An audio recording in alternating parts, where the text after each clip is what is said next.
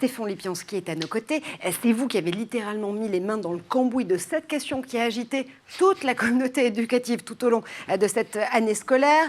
Le sens de l'autorité. Comment soutenir la relation éducative? L'idée, c'est de se dire qu'on a ces appels à l'éducation bienveillante, encore faut-il savoir la définir, d'autres appels au retour de l'autorité dans les salles de classe, mais pas que.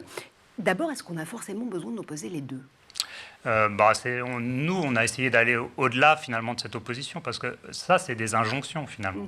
C'est des mots et puis mais concrètement, dans l'activité concrète des éducateurs, que ce soit les parents, que ce soit les enseignants, que ce soit les éducateurs du périscolaire ou en protection de l'enfance, en fait, on se rend compte que bien sûr, on a besoin de bienveillance et on essaye de l'avoir, mais qu'est-ce que ça veut dire concrètement? C'est-à-dire, quand on a 30 enfants, comment on est bienveillant avec 30 enfants différents?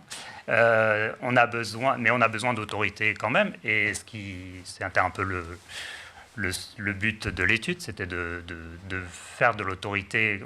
Ceux qui parlent d'éducation bienveillante peuvent parfois avoir tendance à penser que l'autorité, c'est un gros mot.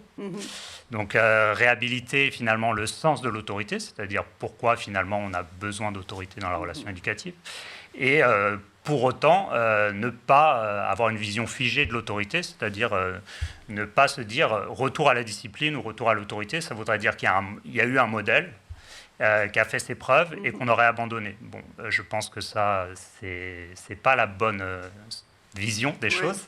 Et donc, ce qu'on a essayé de construire dans cette étude, c'est effectivement, est-ce qu'on a besoin, d'une autorité, mais est-ce qu'on a besoin d'une nouvelle autorité?